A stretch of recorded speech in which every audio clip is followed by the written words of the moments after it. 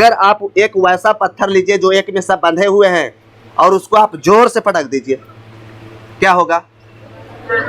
छोटा छोटा उसमें से निकलकर फैल जाएगा। और आज यही कारण है कि हम लोग जो देखते हैं मिल्की वे, गैलेक्सी, आकाशगंगा, वो सब यही हुआ है। रात में हम लोग जो देखते हैं, आप कभी फोटो लेकर देखे हैं नाइट में कि ज़्यादा एकदम तारे टिमटिमा रहे हैं तो आकाश का एक बार फोटो लेते हैं, कैसा आता है? कभी ऐसा कोशिश किए हैं? नहीं। अपना सेल्फी लेने कहे तो भी कहना ही नहीं है। जिस चीज़ से सीख मिले उस चीज़ को फोटो लीजिए।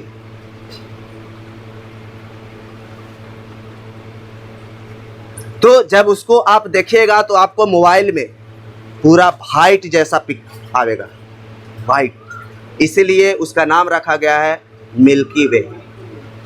दुग्ध मेखला उसको कहा जाता है। क्या कहा गया? दुग्ध मेखला। तो अब इसमें देखा जाए तो बिग बैंग थ्योरी ने बताया कि ये जो आपका जो गोला के रूप में था वो विस्फोट हुआ। विस्फोट, नॉर्मल विस्फोट नहीं, जो कहा जाता है कि दीपावली में हम लोग एक कड़क बीम को फोड़ के भाग जाते हैं, वैसा विस्फोट नहीं। इतना भयंकर विस्फोट जिसको महाविस्फोट कहा गया। हर किसी का विस्तार इस रूप से हुआ है। आपको अगर हम बात करें कि पृथ्वी पर भी, तो ये भी जानते होंगे कि पृथ्वी पहले पूरा टोटल 100% में पानी से भरा हुआ था, लेकिन धीरे धीरे कुछ समय, बहुत कुछ समय नहीं कहा जाए, लाखों करोड़ों वर्ष का बात है, अरबों का बात है, कि वो धीरे धीरे पृथ्वी में भी ब्लास्ट किया। और जब ब्लास्ट होने के बाद आपका सबसे पहले जो उसके अंदर में कहा जाए कि टेथिस सागर, टेथिस सागर के नाम सुने? अब तो शायद कंपटीशन की तैयारी में है ना, तो हिस्ट्री तो शुरू से स्टार्ट हुआ होगा तो पढ़े होंगे। टेथिस सागर, टेथिस सागर कहा जाता है कि आप अगर पानी को छोड़ दीजिएगा कुछ समय तक तो धीरे धीरे धीरे धीरे उसमें मिट्टी बनने लगता है, वो यानी काई लगने लगता है। आप जब पानी को गिराकर, और लोटा या बाल्टी किसी चीज़ में है, आप उसको जब हाथ से धोते हैं तो कीचड़ बन जाता है, वो गंदा जैसा हो जाता है। आप बढ़िया से हाथ को अपना साबुन से धो लीजिए। पानी 10 दिन से रखा हुआ है, वो पानी को गिराकर आप उसको जब साफ़ा करिएगा तो देखिएगा कि मिट्टी के जैसा घोरा जाता है। तो धीरे धीरे काई लगता है, और वो काई लगते लगते जब काई ढेर लग जाता है तो काई उसमें से टूटता है, और टूटने के बाद हम लोग जानते हैं कि पृथ्वी जो है वो अपने अक्ष पर घूम रही है। डायरेक्शन बताइए कि उसका डायरेक्शन किधर से किधर है, कौन बताएंगे? पृथ्वी के डायरेक्शन घूमने की पश्चिम से पूर्व की ओर पृथ्वी घूम रही है। और कोई भी चीज़ जब घूमता है और उसमें अगर आप डालिएगा तो पहले तो उसके साथ घूमेगा, लेकिन जब धीरे धीरे उसका भार बढ़ता है तो वो कहाँ जाके स्टॉप होगा? सेंटर में चला जाता है, क्योंकि पृथ्वी हर चीज़ को खींचने की क्षमता कहाँ रखती है? सेंटर में। सेंटर में जाके धीरे धीरे कहा जाए, जिसको आज हम लोग कीचड़ के नाम से जानते हैं, पहले टेथिस सागर उसी को कहा जाता है। वो धीरे धीरे कीचड़ जाकर, थोड़ा सा हम लोग पीछे का क्लास देख लेते हैं एक बार। देखिए,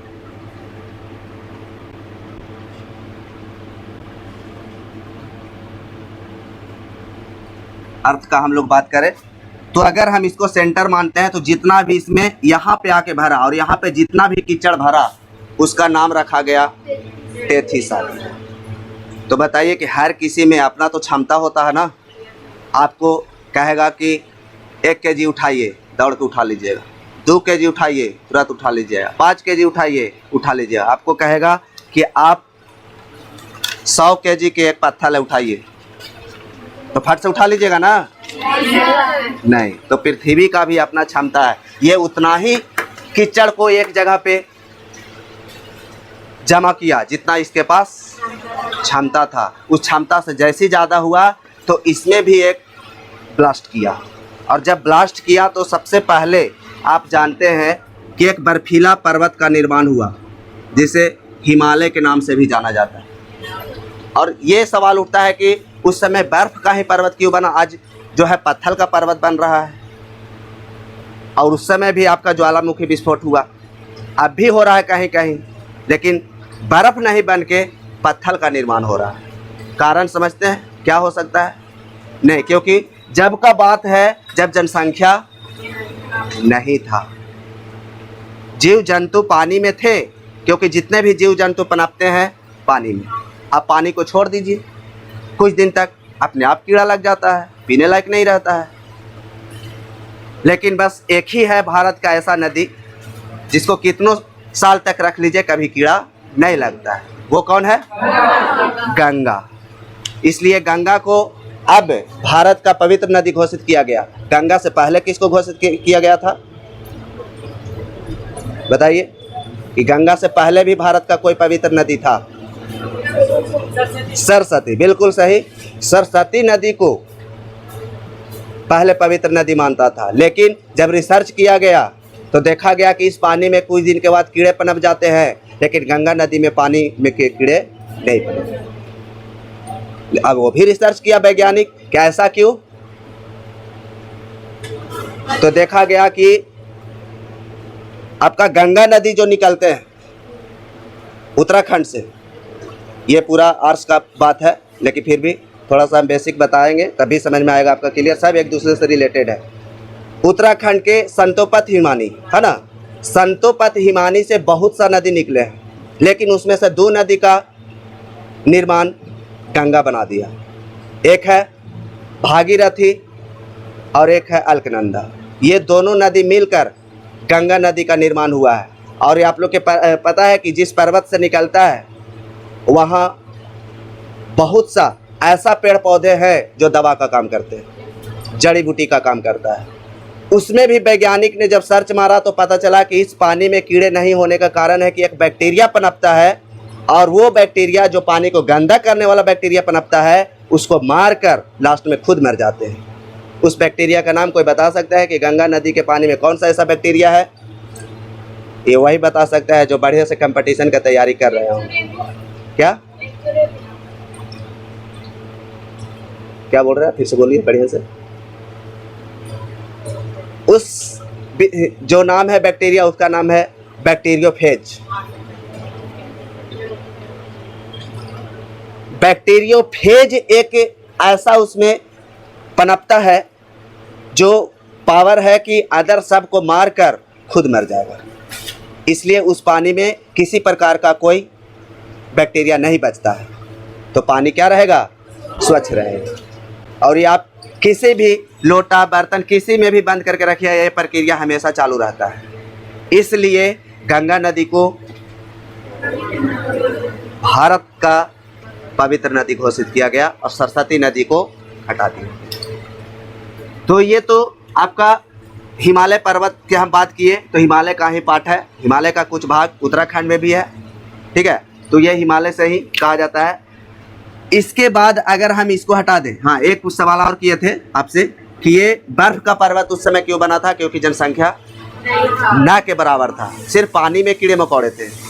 कीड़े मकोड़े कहा जाए, बहुत बड़ा बड़ा जानवर भी थे पानी में, तो कहा नहीं जा सकता कि कितना बड़ा बड़ा जानवर है।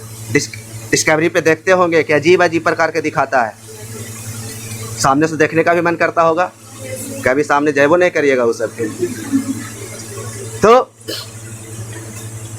जब जनसंख्या नहीं था तो उस समय सबसे ज़्यादा ठंडा था। आज गर्मी होने का कारण, मौसम परिवर्तन का कारण, सभी का जिम्मेदार कौन है? हम लोग हैं। जनसंख्या वृद्धि, आज पता होगा कि भारत चाइना को भी पीछे छोड़ दिया है ना। 1947 के बाद भारत में वृद्धि हो कुछ चाहे नहीं, लेकिन जनसंख्या सबसे तेज़ी से वृद्धि हुआ है। और आज चाइना भी कह रहा है कि कैसे आगे निकल गया। कोरोना काल में भी भारत में कम लोग नहीं मरे हैं, लेकिन यहाँ से ज़्यादा चाइना में मरा है, ठीक है। तो चाइना रुकने वाला नहीं है, वो भारत के पीछे करने का हमेशा प्रयास में रहता है। सब चीज़ में सोचता है कि इसको पीछे रखें और पीछे करने का कोशिश भी करेगा।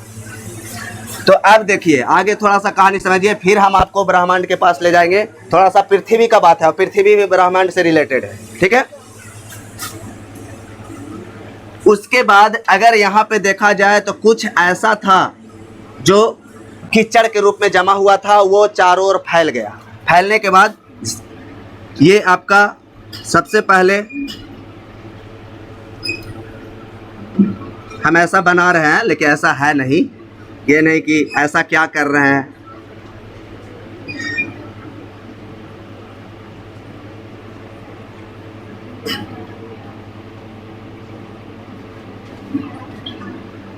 देखिए कितना चित्र बना है इसमें, 7।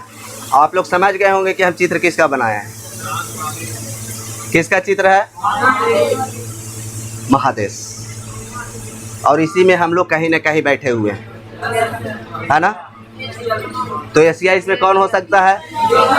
क्योंकि भारत का नीचे से हम डिजाइन भी बना दिए हैं। और ये भी जानते हैं कि सबसे बड़ा महादेश कौन है? इसमें देखने में भी लग रहा होगा कि हाँ रियली बड़ा बना भी है। छोटा कौन है? ऑस्ट्रेलिया। छोटा भी बना हुआ है। काला महादेश कौन है? नहीं, काला से नफरत है का? आप लोग सब चुप हो जाते हैं। काला महादेश आपका सबसे बीच में है, अफ्रीका। और ये जो लाइन देख रहे हैं, ये लाइन डिवाइड करता है पृथ्वी को। काल्पनिक रेखा खींचा गया है वैज्ञानिकों द्वारा। अगर डायरेक्शन का बात करें तो इधर क्या होगा और इधर क्या होगा, इधर क्या होगा, इधर क्या होगा, साउथ। यानी एक गोला है, उसको गोला को आधा भाग कर दिए तो गोलार्ध कहलाता है। गोलार्ध मतलब गोला का आधा। तो इधर का भाग को क्या कहेंगे? यानी उत्तरी गोलार्ध। और इधर के भाग को क्या कहेंगे? तो नाम सुने होंगे। तो हम लोग किस गोलार्ध में हैं? उत्तरी गोलार्ध में। ठीक है, एशिया आप देख रहे हैं उत्तरी गोलार्ध में। और ये काला महादेश, काला महादेश को भी 2 भाग में बांट दिया गया है। इतना भाग को उत्तरी अफ्रीका और इतना भाग को दक्षिण अफ्रीका कहा गया। इधर ये आपका अमेरिका बनाया है, ये हो गया उत्तरी अमेरिका और ये हो गया, ये ऑस्ट्रेलिया जान रहे हैं, ये पता है। हाँ, सबसे लड़ाकू विमान वाला आदमी सब यही रहता है, यूरोप। आज हमारे देश को जो कब्जा किया था इतना साल तक, वो सब कहाँ के थे? इंग्लैंड भी वहीं आता है। ये हिस्ट्री का स्टार्टिंग पार्ट हम बता रहे हैं, क्या स्टार्टिंग है। बाकी कैसे कैसे वो इतना बढ़ गया है, वो फिर मनुष्य तैयार होगा, मनुष्य लड़ेगा, अपने आप हिस्ट्री बन जाएगा, इतिहास हो जाएगा। तो आप 7 महादेश को देख रहे हैं। उसके बाद इसमें क्या हुआ, ये जितना भी खाली जगह है सब में क्या भरा? आप देखते होंगे कि भारत का भी जब चित्र बनता है तो इधर पानी नीला दिखाई देता है। ठीक है, बस यही है आपका, इसी का बात कर रहे हैं। टोटल रखा हुआ है आपका। देखिए जितना भी है, जितना भी आपको नीला नीला दिखाई दे रहा है, वो सब क्या दिखाया है? सब पानी। अभी भी पृथ्वी पे सबसे ज्यादा क्या है? लेकिन फिर भी गर्मी के टाइम में पानी की तकलीफ होता है ना। क्यों तकलीफ होता है? मनुष्य के गलती के कारण तकलीफ हो रहा है। सबका जिम्मेदार खुद है, दूसरा कोई नहीं। प्राकृतिक आपको दिए हैं, प्राकृतिक चीज गिफ्ट में, उसको जितना संभाल के रखिएगा, आने वाला दिन उतना ही बेहतर होगा। और नहीं तो आप ही लोग खा जाइएगा, तो आने वाला सब ऐसे ही मर जाएगा। इतना रफ्तार से पानी बर्बाद हो रहा है कि कहाँ नहीं जा सकता है। नल जल योजना, सगरो नल टूटल मिलेगा, लेकिन क्या नल जल योजना नल टूटा हुआ मिलता है तो इसका क्या सरकार जिम्मेदार है? आप खुद हैं, आपके बगल में लगा हुआ है, आप उसको सुरक्षा नहीं कीजिएगा तो आपका गलती है। पानी बह रहा है, आप उसको बंद नहीं कीजिएगा, आप गलती कर रहे हैं। आप पढ़ाई क्यों कर रहे हैं बताइए? पढ़ाई क्यों? पढ़ाई का क्या व्यू है आप लोग के? नॉलेज लेने के लिए, बस नॉलेज लेके चल देना है। हाँ, कहा गया है कि कोई भी वैज्ञानिक पद्धति वैज्ञानिकों द्वारा रिसर्च करके आपको सौंप दिया गया है कि आप उसको अच्छा रखिए और आने वाले पीढ़ियों को आप बताकर उसे सौंप दीजिए कि वो भी अच्छा रखे। ये देख रहे हैं, ये देख रहे हैं, ये देख रहे हैं, बल्ब जल रहा है, मरकरी जल रहा है, इतना प्रकार के ये सब क्या है? क्या वैज्ञानिक अपने लिए किया होगा? वो फायदा ले रहा है आकर? ये हम लोग के सौंप के गया है। हम लोग इसके बारे में जानकारी नहीं लेंगे और ऐसा बनाने के लिए भूल जाएंगे तो आने वाला दिन में ये मस्ती जब लेते हैं इससे वो नहीं मिलने वाला है। इसलिए कोशिश कीजिए कि इतना अच्छा से हम जानकारी ले कि आने वाले जो भी पीढ़ी होंगे उनको गिफ्ट के रूप में देकर चल देना है। दुनिया में और कुछ है नहीं, है नहीं। मतलब कि एक दिन भी हमको संडे का छुट्टी मिलता है, लेकिन फिर भी हमको लगता है कि नहीं, मेरे पास जो है कम से कम जाके हम अपने जो भी है स्टूडेंट लोग को बताएं। क्यों? पैसा तो हमको मिल रहा है आराम से, क्या आने का यहाँ मेरा मकसद है। लेकिन मेरा सोच अलग है कि अगर हम जानकारी नहीं देंगे तो और कौन जानकारी देगा। अलग भी उससे मेरा हमेशा रहता है सोच, और चाहते हैं कि मरते दम तक इतना कुछ कर जाएं कि बस एक फ़ोटो टंगा जाए, उस पे माला मेरा भी चढ़े। सबका माला नहीं चढ़ता है, धरती पे सबके माला चढ़ता है? इतना आदमी मरा है, सबके माला नहीं चढ़ता है। खास करके महापुरुष लोग जो हमारे लिए अच्छा करके गए हैं, उनके लिए सरकार भी घोषणा किया है छुट्टी, उनके पर माला चढ़ता है। डॉक्टर भीमराव अंबेडकर, महात्मा गांधी, पंडित जवाहरलाल नेहरू, बताइए, है ना। बिहार के सबसे बेस्ट अगर बात किया जाए तो डॉक्टर राजेंद्र प्रसाद, सबसे होनहार व्यक्ति वो बिहार के, और हम लोग भी बिहार के। उनके बारे में कोई जीवनी जानते हैं? कब जन्म हुआ, कहाँ जन्म हुआ, ये नहीं पूछेंगे हम। कब जन्म हुआ, नहीं। कैसे, बताइए कि कैसे। हर चीज़ का नॉलेज रखिए। हम आप लोग के पढ़ाने के लिए ब्रह्मांड आए हैं, लेकिन ये हिस्ट्री शुरू से अगर हिस्ट्री स्टार्ट करेंगे तो पूरा हिस्ट्री भी ख़त्म कर सकते हैं। पूरा भारत का इतिहास बता सकते हैं कि कैसे कैसे लड़ाई हुआ, कैसे आज़ाद हुआ, आज़ादी के बाद कैसे संविधान लिखाया, क्या संविधान में लिखा गया, वो हर चीज़। तो ऐसा नहीं, पढ़ने वाला स्टूडेंट कभी एक क्षेत्र में नहीं, अगर खास करके टीचर का कोई शौक़ रखते हैं तो हर चीज़ का जानकारी होना चाहिए। और बहुत लोग यहाँ से परिचित है, ये भी जानते हैं कि फिजिक्स बहुत कम, केमिस्ट्री हम बहुत ज़्यादा पढ़ाते हैं। आईएससी में मेरा केमिस्ट्री है, हम 11-12 केमिस्ट्री पढ़ाते थे। बताइए कि फिजिक्स भी, केमिस्ट्री भी, बायोलॉजी भी पढ़ाते हैं, ऐसा नहीं कि नहीं पढ़ाते हैं। लेकिन क्लास के अनुसार देखते हैं कि अगर कोई सर अनुपस्थिति है तो यहाँ बहुत सा हम कंपटीशन में बहुत क्लास लिए। शिशुपाल सर नहीं रहते थे, अचानक कहीं काम पड़ गया तो फ़ोन कर देते थे कि आप है ना सर? हाँ सर कहिए, तो आप जरा मेरा क्लास संभाल दीजिए, काले टेंशन ले रहा है। जैसे ही बोलते थे कि अनाउंसमेंट सर अनाउंसमेंट कर दीजिए, ऋषि सर का क्लास है, सब स्टूडेंट सेट मारता था जो बैठ जाता था क्लास में। क्या सेट खत्म? आज सेट नहीं होगा, आज ऋषि सर के क्लास होगा। अब आता था भी तो पूछता था सर आज भी क्लास लीजिएगा? अभी शिशुपाल सर है ना, तो लीजिए ना, आप भी क्लास लीजिए ना, अच्छा लगता है आप क्लास लेते हैं। सृष्टि में भी पढ़ाने के लिए जब गए, 1-2 दिन हुआ, पुष्पेंदु सर के लेकर छोड़ दिया, कहा कि आप फिजिक्स पढ़ाना छोड़ दीजिए, ऋषि सर के कहिए शुरू से पढ़ाने के लिए। जबकि वहाँ हमको क्लास मिला था सिर्फ 2 चैप्टर पढ़ाने के लिए, इलेक्ट्रिसिटी और चुंबकत्व। सर बोले, पुष्पेंदु सर बोले ठीक है कोई दिक्कत नहीं, वो कहीं से पढ़ाने के लिए दीजिए, कुछ भी पढ़ाने के लिए तैयार रहते हैं। सर मनीष सर बोले कि आके आप जरा ब्रह्मांड करवा दीजिए सबको, चलिए वो भी बढ़िया है। तो आज इस पे विशेष बात करना है, लेकिन क्लास लॉन्ग हो जाएगा, मेरा विश्वास है कि क्लास लॉन्ग हो जाएगा।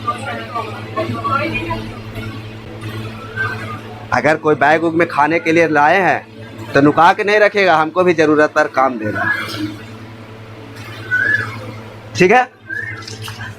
तो अब देखिए इस पे अगर हम लोग बात करें थोड़ा सा, तो यहाँ पे आप जानते हैं कि पानी से जितना जीव, और कुछ ऐसा भी जीव पनप गया जो आपका पानी में भी जिंदा रह सकता है, पृथ्वी पर भी, यानी मिट्टी स्थल पर भी जिंदा रह सकता है, यानी स्थलीय जीव और जलीय जीव दोनों, यानी उसको उभयचर भी कहा जाता है। सुने होंगे उभयचर, बायोलॉजी का पार्ट है ना। तो कुछ ऐसा पावरफुल जो पृथ्वी पे यानी स्थल पे आने के बाद उसका धीरे धीरे, और आदमी का स्ट्रक्चर चेंज होता है, हर किसी का स्ट्रक्चर चेंज होता है उसके कोशिश के अनुसार। आप जैसा कोशिश कीजिएगा वैसा आप बन जाइएगा। जिराफ जो है, जिराफ सबसे लंबे गर्दन वाला जानवर, उसका कोशिश से उसका गर्दन लंबा हो गया कि उसका कोशिश यही रहा कि जब भी हम खाएंगे तो मूड़ी गड़ के नहीं, मूड़ी उठा के खाएं, ऊपर का ही चीज़ खाना है। तो उसका धीरे धीरे स्ट्रक्चर क्या हो गया, चेंज हो गया। आदमी क्यों जब आर्मी उर्मी की तैयारी करता है तो दौड़ता है, लटकता है, क्यों? लंबा होने के लिए। तो रियली के प्रयास कोशिश करने के बाद उसका फिजिकल चेंज होता है ना। तो जब स्थल पे आया तो सबसे पहले आप ये भी सुने होंगे कि जो निर्माण हुआ है मनुष्य का, वो बंदर प्रजाति का है। बंदर प्रजाति, चिंपैंजी तो बहुत दूर के बात है, बंदर प्रजाति के बाद भी हर किसी का देखिएगा तो आपका सबसे पहला वो बताता है गिरगिट। गिरगिट देखा है ना, गिरगिट बिछौती के जैसा ही होता है वो भी। वो धीरे धीरे विकास जब बड़ा हुआ तो आपका और सुने होंगे जिसको कहा जाता है खपड़ बिच्छी, उसी के लुक में है।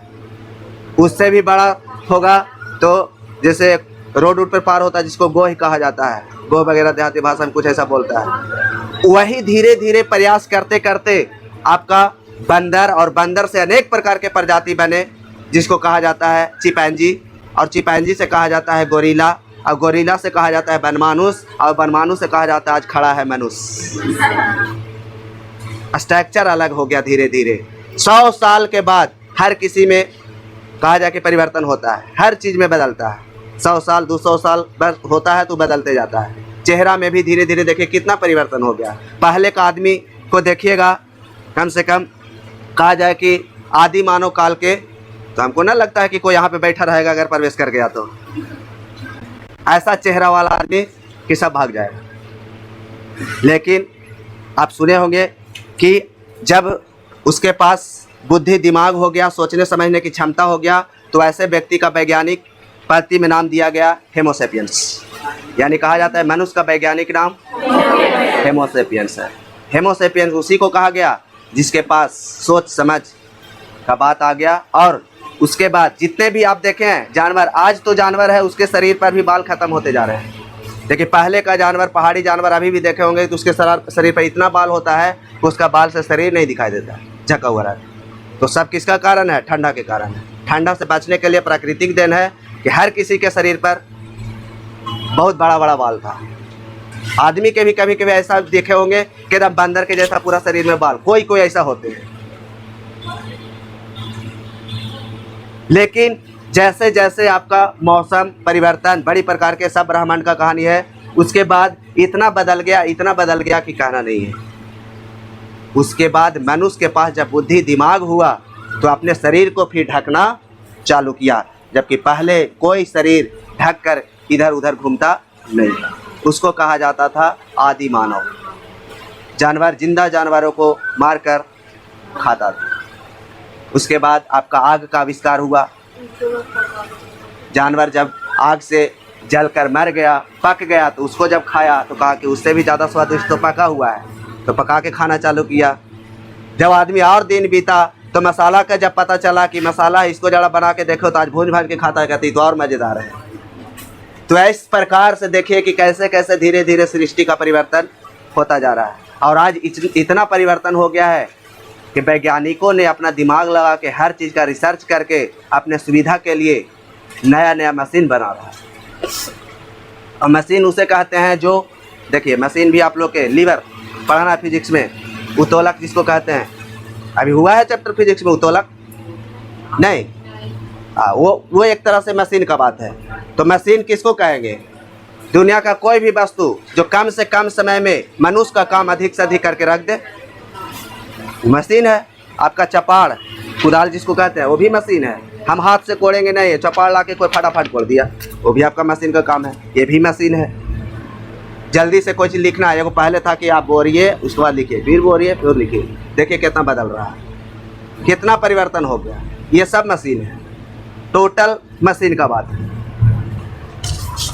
चलिए, तो इसके बाद अब वैज्ञानिकों ने जब जान गए कि आदमी का निर्माण हुआ, वैज्ञानिक बन गए, सोच समझ वाला एकदम बहुत बन गया। उसके बाद अब वो हर चीज़ पर अलग अलग रिसर्च करना चालू किया। तो कुछ वैज्ञानिक ने रिसर्च करना चालू किया यूनिवर्स यानी ब्रह्मांड पे।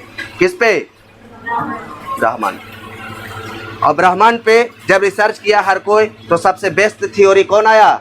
कौन दिए? नाम याद रखिए, ए.बी. मैत्रे। पैकेज देख सकते हैं, ठीक है। ए.बी. मैत्रे कहाँ के थे? बेल्जियम की राजधानी कहाँ? एनर्जी से एकदम बोलिए, लगे कि हाँ क्लास चल रहा है, ठीक है। हर पॉइंट को एकदम ध्यान देना। शुरू से पैकेज यहीं से है ना?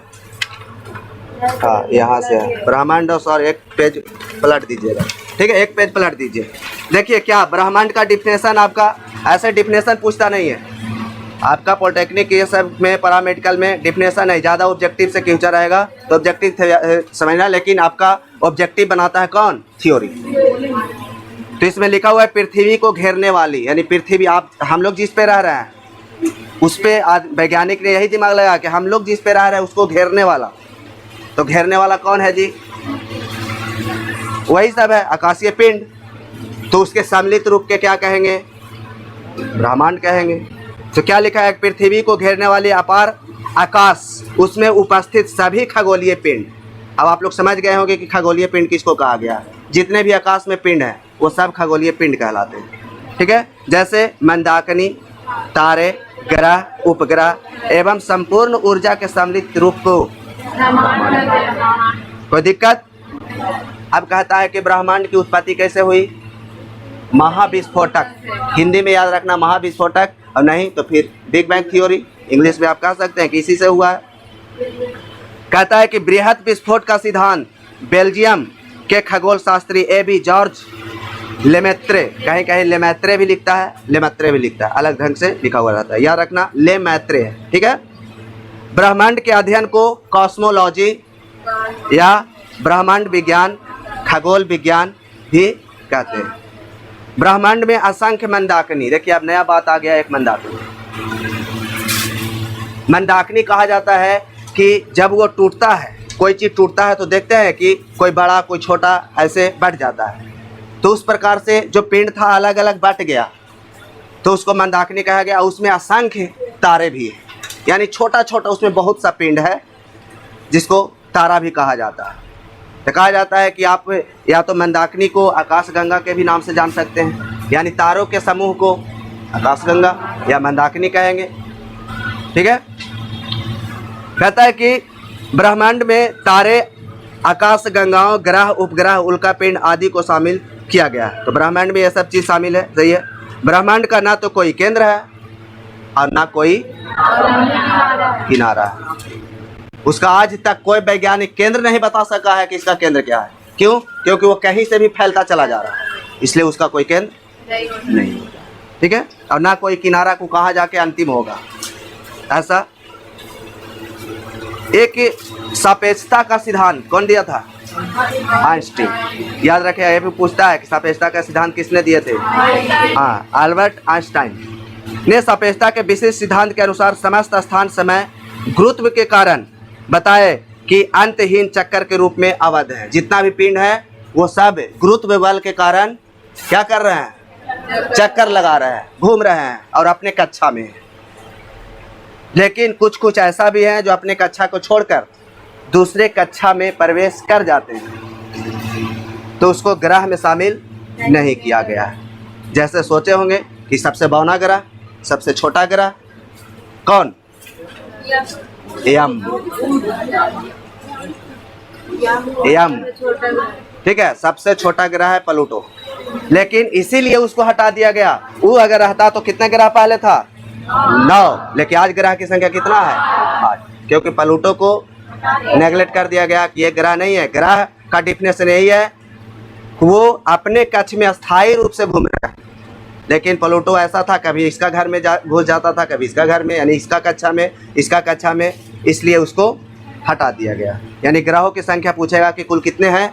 8। तो ग्रह का स्पेशल चलेगा क्लास, ठीक है। 8 ग्रह का अलग अलग हम लोग जानेंगे कि किसमें क्या खूबी है, कौन बलय युक्त ग्रह है, ठीक है, कौन सबसे बड़ा ग्रह है, किसके पास उपग्रहों की संख्या अधिक है, किसके पास कोई उपग्रह नहीं है। बहुत सा प्रकार की कहानी है इसमें। तो हम लोग अभी ब्रह्मांड का कहानी आगे बढ़ते हैं। कहता है कि ब्रह्मांड इतना विशाल है कि इसका कल्पना करना भी संभव, ये सब बात हम पहले कर चुके हैं इसलिए हम पढ़ रहे हैं, ठीक है। ब्रह्मांड इतना विशाल है कि इसकी कल्पना करना संभव नहीं है। ब्रह्मांड के आकार, तारों की संख्या, अपार दूरी और द्रव्यमान के अनुमान लगाया जाता है। हम लोग देखते हैं आकाश में नाइट में तो लगता है कितना सब एक दूसरे से नज़दीक नज़दीक है, लेकिन वो अरबों प्रकाश वर्ष दूर है। कहा नहीं जाता है कि कितना प्रकाश वर्ष दूरी है, ठीक है। खगोलीय पिंड के मापने के लिए हम लोग किसका इस्तेमाल करते हैं? प्रकाश वर्ष। पूछेगा कि प्रकाश वर्ष किसका मात्रक है? और पारसेक दूरी का, ठीक है। लेकिन सबसे ज़्यादा दूरी मापना रहता है तो पारसेक से मापते हैं। खगोलीय पिंड में भी कम दूरी है तो आप पारसेक, और ज़्यादा दूरी है कम दूरी है तो प्रकाश वर्ष, और उससे ज़्यादा दूरी नापना है तो प्रकाश वर्ष का इस्तेमाल करते हैं। यानी खगोलीय पिंड की अधिक दूरी मापने के लिए पारसेक का इस्तेमाल करते हैं, ठीक है। चलिए ब्रह्मांड की उत्पत्ति का बात करते हैं। देखिए विवादित बात अब धीरे धीरे इसमें आवेगा। ब्रह्मांड की उत्पत्ति के लिए 3 सिद्धांत है। सबसे पहला है आपका सतत दृष्टि का सिद्धांत, और ये बताने वाला वैज्ञानिक था थॉमस गोल्ड। ये ब्रिटिश के था, इंग्लैंड के था। इंग्लैंड के नाम लेने के साथ कुछ ऐसा लगता है, गुस्सा उस्सा भी आता है कि नहीं? हमको बहुत गुस्सा आता है। नाम तो नहीं लेना चाहते क्योंकि मेरे देश को इतना साल तक वो कष्ट दिया और बार बार उसका नाम लेना पड़ता है। बताइए कि जो कष्ट देगा उसको नाम लेना अच्छा है? नहीं। लेकिन सीधा साधा आदमी को सब, जैसे बेचारा मुर्गा सीधा साधा रहता है, सबको मार के खा जाता है, तो भारत का भी व्यक्ति सब सीधा साधा है, कोई भी इस्तेमाल कर लेता है। सबसे ज़्यादा इस्तेमाल करने वाला कौन रहा? इंग्लैंड। सतत दृष्टि का सिद्धांत अब कहता है कि इसका सिद्धांत का प्रतिपादन ब्रिटिश वैज्ञानिक थॉमस गोल्ड ने किया, और साथ में इसको और सहयोगी था अर्बन बॉडी द्वारा किया गया था। और ये सब सिद्धांत का कोई मान्यता नहीं था, इसलिए किताब में पढ़ने के लिए ऐसा विशेष रूप से दिया नहीं है। दूसरा है संकुचन का सिद्धांत, और ये संकुचन का सिद्धांत को हम लोग दोलन का सिद्धांत भी कहा जाता है। इसके बारे में बताने वाला वैज्ञानिक कौन है? Doctor Alan Sandwich. ये भी ब्रिटिश के थे। लेकिन सबसे बेस्ट सिद्धांत जो आया वही सिद्धांत सबसे नीचे वाला है, महाविस्फोटक सिद्धांत, जिसे हम लोग आज इंग्लिश में उसे बिग बैंग थ्योरी के नाम से जानते हैं। और इसका प्रतिपादन करने वाला कौन थे? Abbe George Maitre. ये कहाँ के थे? जिससे ज़्यादा सवाल आता है उसको हम बार बार रिपीट करते हैं ताकि दिमाग में बैठ जाए, ठीक है। और ये कब बिग बैंग थ्योरी दिए? हाँ देखिए, बहुत लोग कम ध्यान दे रहे हैं। हम ये भी बताए थे कि बिग बैंग थ्योरी कब दिया गया था? 1927 में। और वैज्ञानिकों ने चुनौती दे दिया बिग बैंग थ्योरी को। वो कब? 1948 में। याद रखिए, जब हमारा देश आज़ाद हुआ उधर लड़ाई भी हो रहा है वैज्ञानिकों में। 47 में आज़ाद हुआ, 48 में लड़ाई हो रहा है। वो किसके साथ? वैज्ञानिक लोग आपस में लड़ रहे हैं। अरे उन लोग क्यों लड़ते थे? क्या चाहते थे? अपना नाम के लिए लड़ते थे। जैसा आप सुने होंगे कि गैलीलियो सबसे ज़्यादा फिजिक्स में तेज था जी। इटली के वैज्ञानिक गैलीलियो, इससे ज़्यादा कोई पृथ्वी पर तेज नहीं था फिजिक्स। भौतिक शास्त्र अगर माना जाता है सबसे बेस्ट तो इटली के वैज्ञानिक गैलीलियो सबसे पहले गति के बारे में वो बता दिए थे, जड़त्व के आधार पर बताए थे। तो जड़त्व का नियम को आज चेंज करके गति के नियम दे दिया गया। किसके द्वारा? न्यूटन के द्वारा। और न्यूटन ने ही गैलीलियो को हटा दिया कि आप किनारे हो जाइए। और आज फिजिक्स के पिता कौन बन गया? न्यूटन। लेकिन अगर वो जिंदा रह जाते तो कौन बनते? गैलीलियो बन। तो वैज्ञानिक में भी लोग ऐसा थे अपना नाम कमाने के लिए, आज भी ऐसा है। और ये मनुष्य कभी सुधरेगा नहीं। तो अब यहाँ पे कहा जाता है कि महाविस्फोटक सिद्धांत, बिग बैंग थ्योरी, ठीक है। कहता है बिग बैंग थ्योरी, इस सिद्धांत के अनुसार एबी जॉर्ज लेमैत्रे ने बताया कि लगभग 15 अरब वर्ष पूर्व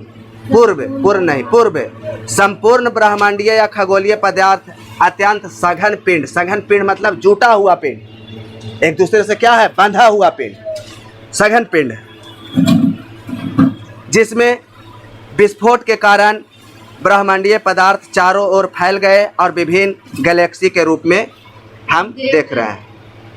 और रियली है कि जितना भी हम लोग देखते हैं, कहता है कि आज करोड़ों वर्ष बाद भी ब्रह्मांड क्या हो रही है, फैल रही है, कभी रुकने का नाम नहीं ले रहा। ब्रह्मांड का पिंड गुरुत्व बल के कारण एक स्थान पर स्थिर है और समान दूरी पर गति हो रही है, यानी गति में। ये सब हो गया, थ्योरी में हम बता चुके हैं। चलिए दूसरा कहता है, ठीक है, ये सब पॉइंट बता दिया, इसलिए जल्दी जल्दी हम पढ़ के हटाते हैं, फिर नया जब बात आएगा तो हम लोग आगे बढ़ेंगे। हमारे आकाश गंगा का निकटवर्ती, देखिए हाँ याद रखिएगा, कहेगा कि आकाश गंगा की एक निकट में जो आकाश गंगा है, उस आकाश गंगा का नाम क्या है, देवयानी। देवयानी वो भी आकाश गंगा है, लेकिन जो मेन आकाश गंगा हम लोग मानते हैं, जिस पर डिफिनेशन तैयार हुआ है, उसके नज़दीक में है देवयानी। यानी पूछेगा कि हमारी आकाश गंगा यानी मिल्की वे गैलेक्सी के सबसे नज़दीक में आकाश गंगा कौन है, देवयानी, जो 20 लाख वर्ष दूर है। कितना लाख वर्ष, बताए कि कितना दूर है, कल्पना कर सकते हैं। ब्रह्मांड में सैकड़ों अरब गैलेक्सी आकाश गंगा है, यानी कहा जाए सैकड़ों अरब, यानी 10 to the power 11, 10 to the power इतना गैलेक्सी है। और इस गैलेक्सी में, आकाश गंगा में सैकड़ों तारे हैं, यानी प्रत्येक गैलेक्सी में 10 टू द पावर 11 तारे। अब कहेगा कि कुल तारा कितना होगा, अनुमान लगाया गया है, लेकिन रियलिटी नहीं है, क्योंकि पहले बता चुका है वैज्ञानिक, इसका कल्पना करना भी संभव। तो बताइए कि एक प्रत्येक गैलेक्सी में इतना और इतना गैलेक्सी है, तो दोनों को हम क्या कर देंगे, मल्टीपल कर देंगे, जोड़ेंगे नहीं, गुना करने से निकलेगा ना। तो कितना होगा, इतना कुल तारा बताया गया। अब बताइए 10 के 22 बार गुना करके बताइए कि कितना होता है, 10 गुने 10 गुने 10 22 बार लिख के बताइए कि कितना होता है।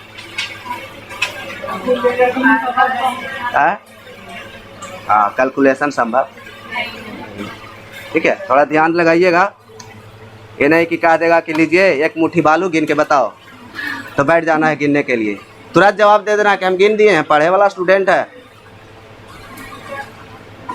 10,10,10,1088 है ना, विश्वास है तब गिन लीजिए। तो दिमाग, अपना दिमाग इस्तेमाल करना है, वो बेवकूफ़ बना रहा है तो उल्टा उसी को बना के चल देना। ठीक है, चलिए तो आगे बढ़ते हैं। कहता है कि हमारी, याद रखिएगा कि तारों की, ब्रह्मांड में तारों की कुल संख्या कितना निकला, ये ऑब्जेक्टिव में पूछेगा कि तारों की कुल संख्या होते हैं 10 के पावर 22, 10 के पावर, यानी पावर खाली चेंज करेगा, 20, 21, 22 इसी में देगा। लेकिन याद, अगर इधर से आप ध्यान लगाइएगा तो आराम से 22 ही आंसर मारिएगा, गलती नहीं, ठीक है। और वैज्ञानिकों ने ब्रह्मांड का आयु भी मेजरमेंट किया है कि इसका आयु लगभग कितना है, लेकिन यह सब लगभग बात है, कंफर्म नहीं। कहता है कि 15 × 10 to the power 9, 15 × 10 to the power 9। और अनुमान लगाया गया है ये कि ये जो है आपका वो लगभग यानी बीच में है, रेंज में है, रेंज दिया हुआ है, देखिए तो पैकेज में रेंज लिखा है कहीं पे, शुरू वाला में था 9 से लेके 19, कितना, यानी देखिए ऐसे अंदाज हम लिख रहे हैं, इतना से लेकर, या 9 नहीं तो 7 होगा यहाँ पे, ठीक है, यानी इसके बीच में इसका आयु है। तो आपसे एग्जैक्ट जो आंसर पूछेगा तो क्या बताना है कि ब्रह्मांड की आयु कितना किया गया है, अनुमान लगाया गया है 15 × 10 टू द पावर 9। चलिए उसके बाद कहता है कि प्रत्येक मंदाकिनी में लगभग 98% भाग तारा है, यानी सबसे ज़्यादा क्या है, तारा, और बाकी क्या है, गैस भरा हुआ है। अब ये भी जानते होंगे, अगर हम लोग तारा का बात करें तो तारा में सबसे ज़्यादा गैस है, और तारा का अपना प्रकाश है, अपनी एनर्जी है, और सूरज भी एक प्रकार की जो पृथ्वी के सबसे निकट। तो सूरज का भी बात करेंगे। इसलिए जितना भी आपका ये सब पिंड बना हुआ है वो लगभग आकाशीय पिंड जो भी हैं गैस के गोला बना हुआ, गैसीय गोला है। इसीलिए लिखा है कि लगभग 98% भाग तारे एवं 2 भाग गैस और धूल से भरा हुआ है, धूल कण। प्रत्येक मंदाकिनी में, अच्छा ये तो हो गया। मंदाकिनी का विशालता के कारण क्या है, इसको और दूसरा नाम से जाना जाता है प्रायद्वीपीय ब्रह्मांड। पूछेगा कि प्रायद्वीपीय ब्रह्मांड कहा जाता है, गैलेक्सी को, मंदाकिनी को, ब्रह्मांड को, आकाशगंगा को। आंसर क्या होगा, ब्रह्मांड को। प्रायद्वीपीय ब्रह्मांड ब्रह्मांड का ही दूसरा नाम है, ठीक है, अन्य नाम से जाना जाता है उसको। अब हम लोग मंदाकिनी का वर्गीकरण करते हैं। तो कहता है कि मंदाकिनी का वर्गीकरण 3 भागों में किया गया है और उसके आकार के अनुसार बांटा गया है। सबसे पहले तो आप लोग जानते हैं कि गैलेक्सी या मंदाकिनी का आकार कैसा है, सर्पिल आकार। सर्पिल आकार कैसा होता है, हाँ, लगभग कहा नहीं जाए कि किस प्रकार के आकार होगा, एकदम इस प्रकार के घुमा हुआ आकार में, तो ये सर्पिल आकार में हो जाता है। वृत्ताकार इसको नहीं बोलेंगे, वृत्ताकार सिर्फ कब बोलेंगे, सिर्फ ऐसे रहेगा तब हम कहेंगे वृत्ताकार। इस प्रकार के वृत्ताकार नहीं, इसमें वृत्तों में वृत्त है, ये बलय हो गया, ये सर्पिल आकार में। और सर्पिल है, दीर्घ सर्पिल है और अनियमित है। कुछ ऐसा भी गैलेक्सी है जिसका आकार अभी तक पता नहीं चला है, उसको अनियमित आकार में हम लोग घोषित किया गया है। कुछ सर्पिला है और कुछ दीर्घ सर्पिला है, यानी बड़ा बड़ा भी आकृति है।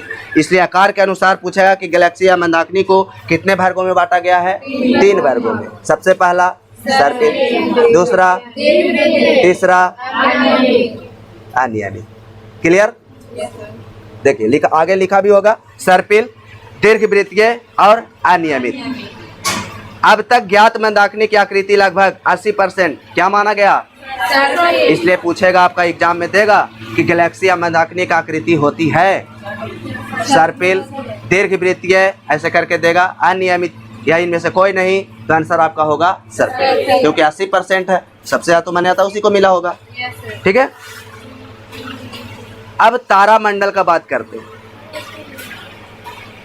तारामंडल, तारामंडल तारों के समूह को कहा जाता है। सिंपल से अगर हम लोग देखें कि तारों के समूह को तारामंडल कहते हैं, और तारामंडल भी अनेक प्रकार के तारा एक दूसरे से है। एक हम चित्र बना रहे हैं,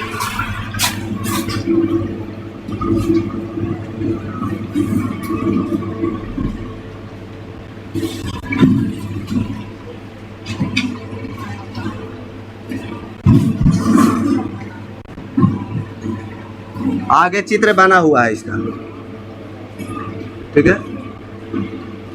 जैसा कि ये लगभग इस प्रकार से होगा, है ऐसा चित्र है पैकेज में, देखिए तो, है ना।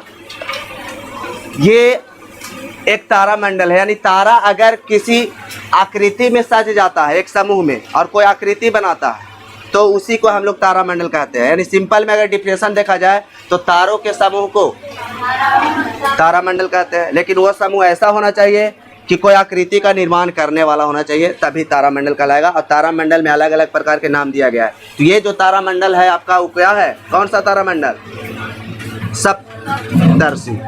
सप्तऋषि भी कोई लिखता है, कहीं सप्तर्षि भी लिखा हुआ है, ठीक है। पैकेज में देख लीजिएगा क्या लिखा हुआ है, क्या लिखा हुआ। हाँ, चलिए शुरू से एक बार हम लोग तारे मंडल के बारे में बात करते हैं। कहता है तारे के एक विशिष्ट समूह, तारे के विशिष्ट समूह, विशिष्ट लगाने का मतलब है कि आपका किसी न किसी आकृति का निर्माण में होना, नहीं तो जैसे तैसे सुव्यवस्थित ढंग से कह देंगे वो तारामंडल नहीं, खाली तारा की गिनती में वो आवेगा। कभी कभी ये भी सुने होंगे बचपन की कहानी, बच्चे होंगे तो छत पे जब सोते होते हैं तो दादी नानी कहते हैं कि चरखटोलवा है, कोई सुने हैं चार खटोलवा, नहीं। तो चार खटोलवा इसलिए उसको कहा जाता है कि तारा चार को पौवा जैसे होता है ना खट्टी का, उस प्रकार से 4 जगह हो जाता है, तो उसको चार खटोलवा कहा देता है। तो ये तारामंडल में शामिल नहीं है, ये अपना बनावटी कहानी, ठीक है। ऐसा रहता तो किताब में रहता। हम बहुत खोजे थे कि बचपन में बताए थे कि नानी घर गए थे तो कि 4 खटोलवा है, हम कि देखते कहने तारामंडल है 4 खटोलवा, तो कहीं किताब में ऐसा नहीं। तो कुछ कुछ ऐसा भी होता है जो आदमी बना देता है, अपना भाषा में उसको बोल देता है। ठीक है।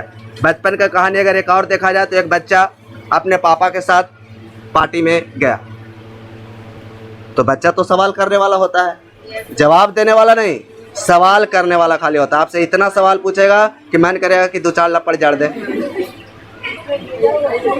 ऐसा करता है कोई बच्चा? लेकिन अगर कोई ऐसा बच्चा करता है तो उसका दिमाग बहुत तेज है, उसको आप रखिए कि वो चाहता क्या है। अगर उसको आप सही जवाब दीजिएगा, सही बताइएगा तो बहुत तेज हो जाएगा। कुछ ही समय में आप उसको कल्पना नहीं कर सकते हैं कि हमको से वो कितना तेज हो गया है, लेकिन उसको दबा दिया जाता है। उसका नॉलेज को क्या करते हैं?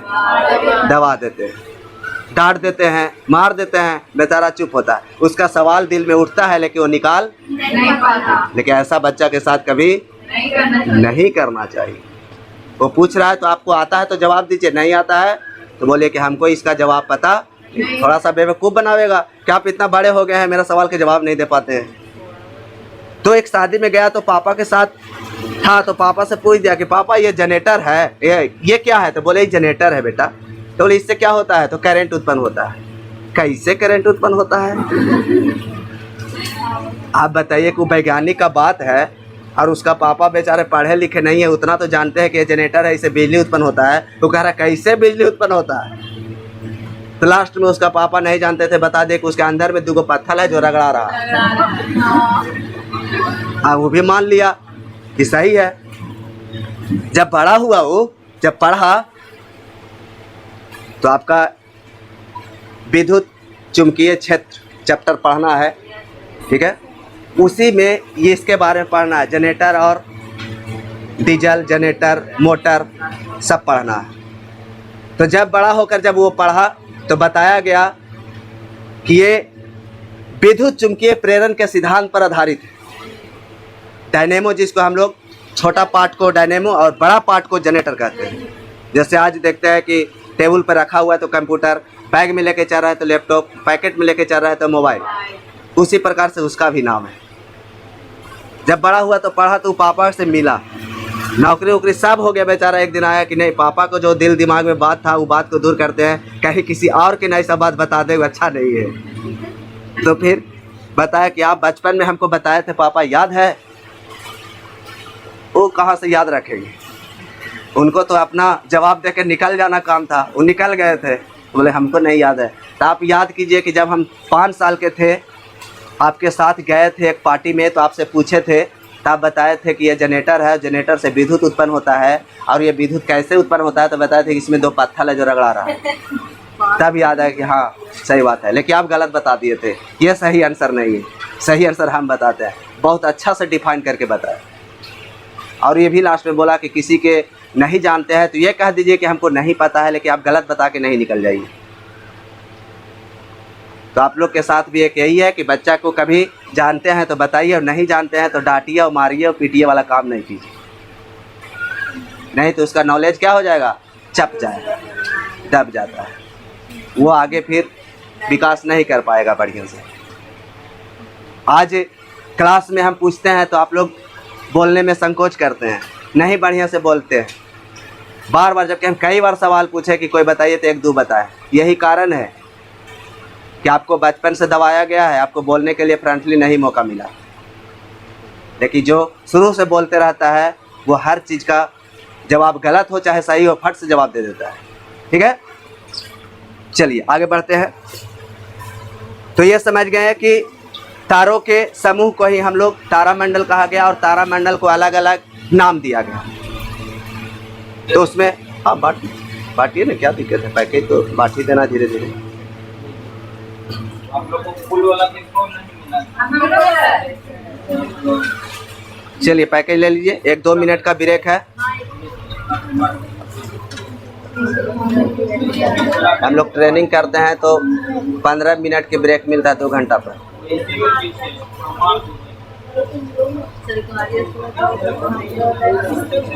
पढ़ाने वाला ना पढ़ाई होता है, लेकिन मेरे स्कूल में जब हम गए हैं तो होमवर्क एकदम क्लास से निकलिए, होमवर्क दे के निकलिए। पहले उधर देखने आपको पढ़ाया होता था, लेकिन अब इसको बोले हमारे टीचर। ऐसा नहीं, अब पढ़ाने वाला जो रहेगा वो पीछे का हो, खास करके हम तो इसमें कभी पीछे नहीं होते। राकेश सर से भी बात होते रहता है, दे रहे आप रिपोर्ट। राकेश सर भी अकेले अब कहते हैं कि बड़ी परेशान होते हैं। सब टीचर जैसे तैसे खाली पढ़ाता है, कोई बढ़िया से पढ़ाता नहीं है। हम मैंने तो यही सपना हो नहीं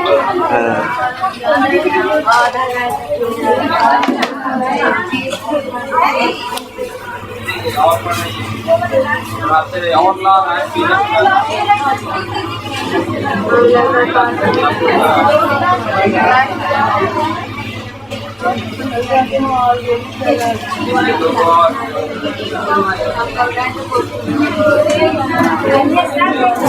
चलिए मिल गया, और बांटना है सर।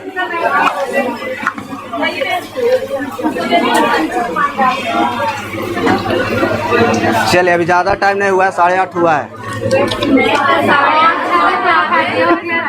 8:30 से तो क्लास ही स्टार्ट हुआ है, 8:30 होगा। चलिए देखिए, कहता है कि तारों के एक विशिष्ट समूह, आप जान गए। कोई भी पूछा है कि तारामंडल किसको कहते हैं जी, तो तारों के समूह को, लेकिन ऐसा समूह होना चाहिए कोई विशिष्ट रूप से सजे होना चाहिए। ठीक है, तारों के विशिष्ट समूह को तारामंडल कहते हैं। यह अनेक प्रकार के आकृति में क्या होते हैं, सजे होते हैं। तारामंडल की आकृति के आधार पर इसे भी कई वर्गों में बांटा गया है। जो इम्पोर्टेंट है उसका नाम दिए हैं हम, जिसमें है सबसे पहले सप्तर्षिका। और सबसे बढ़िया, ये देखिए तो भालू जैसा लगता है। देखिए किताब कहता है कि सप्तर्षि की आकृति भालू की जैसा होता है। पूछा है कई बार एग्जाम में भी, कौन सा ऐसा तारामंडल है जिसका आकृति भालू की जैसा दिखता है, सप्तर्षि। हो सकता है कि ऐसे बना हुआ है, लेकिन किताब में अलग ढंग से बना हुआ, कहीं देखना है सर्च मारकर। ठीक है, और कुछ वर्ड गलत भी होगा तो उसको सुधार दीजिएगा, ये नहीं कि कमेंट करना चालू करिएगा। उसके बाद एक है आपका, सबसे पहले है सप्तऋषि या सप्तर्षिका। ठीक है, तारामंडल ये दो पार्ट में बांटा हुआ भी है, एक दीर्घ में है और एक लघु में, यानी छोटा भाग में भी है और बड़ा भाग में है। लेकिन ये इसका सम्मिलित रूप कैसा दिखाई देता है, भालू की जैसा। उसके बाद है मृग, हिरन के जैसा होगा इसलिए मृग दिया है। उसके बाद है सिग्नस और हाइड्रा। इसमें दो इंपॉर्टेंट तारामंडल है, एक सप्तऋषि और दूसरा हाइड्रा। इसमें पूछा है कि सबसे बड़ा तारामंडल कौन है। अभी तक ये विवादित है, किताब में या तो सर्च मारिएगा, नेट उट पे हाइड्रा देता है। ठीक है, इसमें लिखा हुआ क्या है, एक सेंटोरस है ना, तो सेंटोरस भी तारामंडल है एक, इसका नाम इसमें नहीं जोड़ा है, यानी 5वां नंबर में लिख दीजिएगा सेंटोरस, लिखा हुआ है। हाँ यूँ तो लिखा हुआ है, लेकिन तारामंडल के जो गिनती किया गया है 1 2 3 4 4 ही को है ना, 5वां में एक और जोड़ दीजिए आप लोग, सेंटोरस। हाँ लिखा हुआ है, नीचे में लिखा हुआ है, कुछ कुछ छूट गया है उसको आप लोग जोड़िए।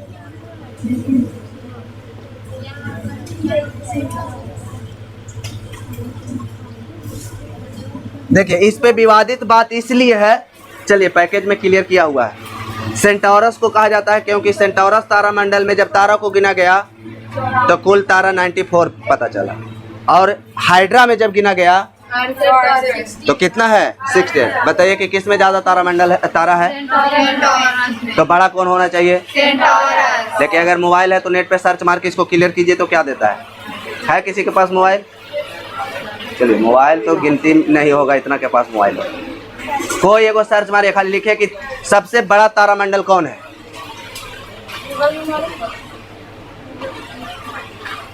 और जल्दी आंसर दीजिए, औसत के अनुसार हम इसको यहाँ पे कंफर्म कर देंगे, जो ज़्यादा जिसका जनसंख्या आएगा उसी को हम लोग बड़ा मानेंगे। हाइड्रा, तो हाइड्रा कर दीजिए। ठीक है, सेंटोरस को काट कर वहाँ पे हाइड्रा लिख दीजिए। हाँ लिखा ना क्लियर, नेट पे देख लिए ना।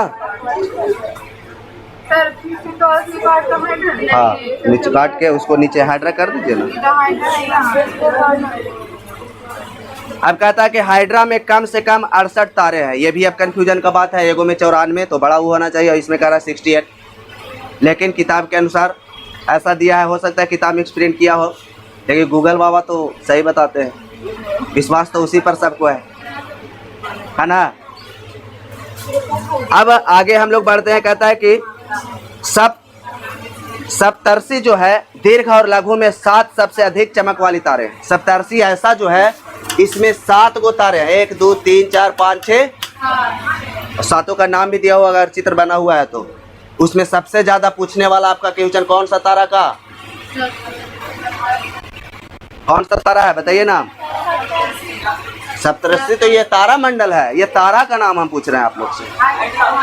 नहीं, हाइड्रा भी तारा मंडल है जी। तारा का नाम बताइए। 7 गो तारा है, सबसे चमकीला तारा यही 7 गो है आपका सप्तर्षि में। और सातों में पूछे कि ये तारा का नाम क्या है। चित्र नहीं देखे, चित्र खोजिए, चित्र होगा। हाँ तो यहाँ पे नाम लिखा हुआ है, वो भी छूट गया है सर, वो लिखा दीजिएगा, वो भी लिख नहीं लिखा हुआ होगा नाम तारा का, हम ही छूटल है इसमें। छूट गया है तब हम पूछ रहे हैं तो। अच्छा अच्छा अच्छा, चलिए ठीक, इसको नहीं मिल रहा है, कट गया होगा। अच्छा रुक जाइए, देख लेते हैं हम इसको।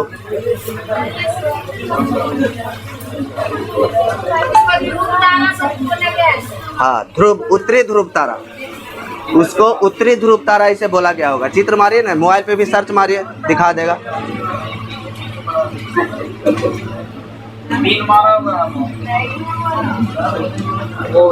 वीडियो भी इसमें बन रहा है कि खाली रिकॉर्डिंग है? रिकॉर्डिंग है। वीडियो भी तो इसे बना लीजिए, देख लेते हैं। हाँ लिखवा देते हैं सर उसको। हाँ ध्रुव तारा, ठीक है, ध्रुव तारा बताता है ना। नाम लिखिएगा, इसका नाम लिख लीजिए, लिखवाते रहे। मरीचि,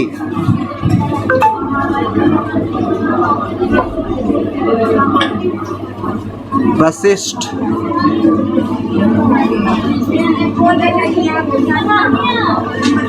सादा अगर है तो चित्र बना लीजिए, जहाँ पे सादा है चित्र बना के नाम लिख लीजिए। इसमें से भी सवाल पूछता है।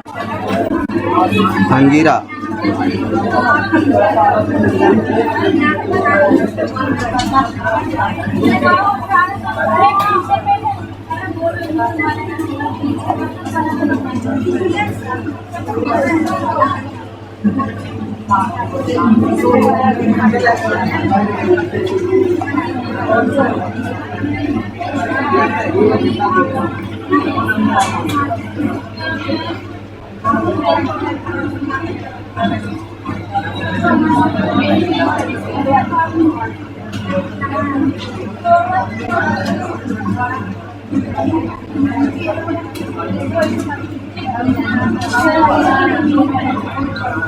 देखिए ये इसमें थोड़ा अलग है।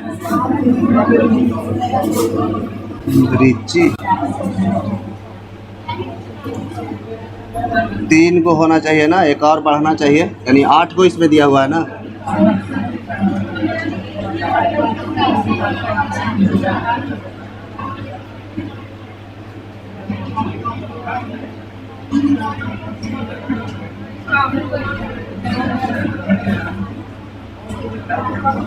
तो 1 2 3 4 5 6 7 8 हो, ये अलग है, ठीक है।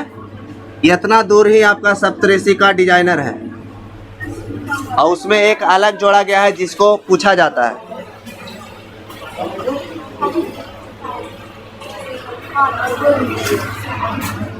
देखिए किसी का नाम भी आ जाएगा इसमें,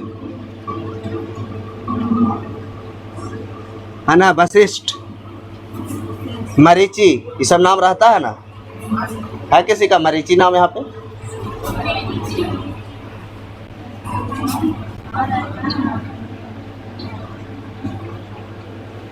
इसका अंगीरा नाम है,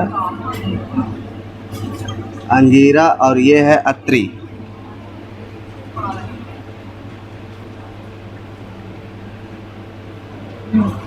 और है पुलस, यह है पुला, यह है ऋतु, यह है ध्रुव तारा।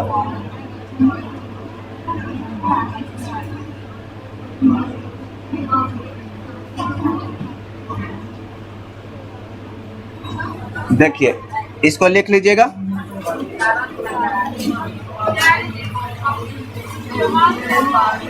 चमक रहा है तो चमकने वाला चीज अब अच्छा से दिखाई देता है।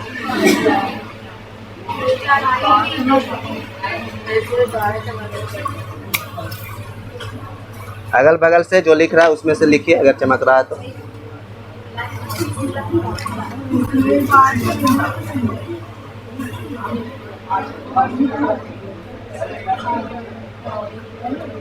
सब गया से ही है कि कहीं अदर जगह से भी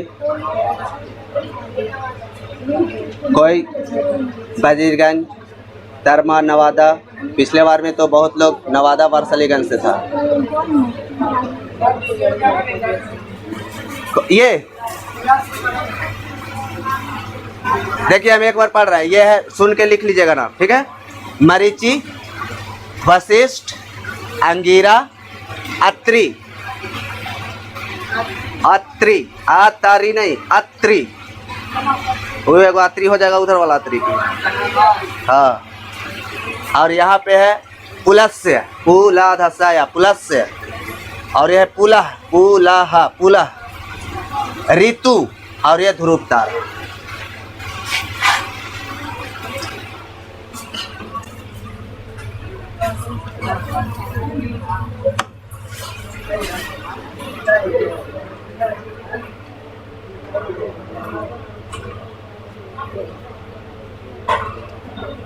आज संडे कैसा सेट होता होगा ना यहाँ? सेट प्रैक्टिस,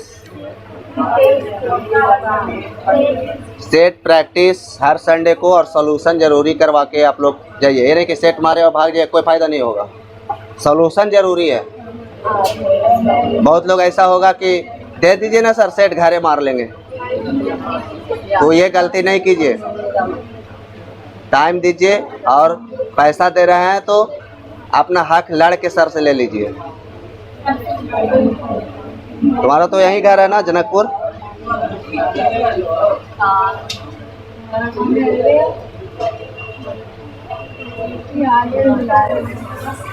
लिखा गया?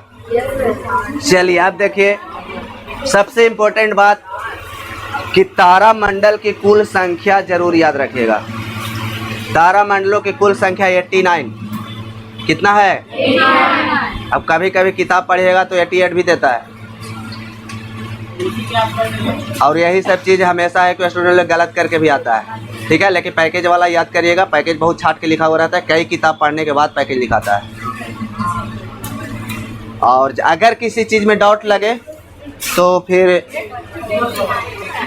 नेट यूज करिए, और नेट में भी सर्च मारिएगा तो NCERT लास्ट में ज़रूर लगाइएगा।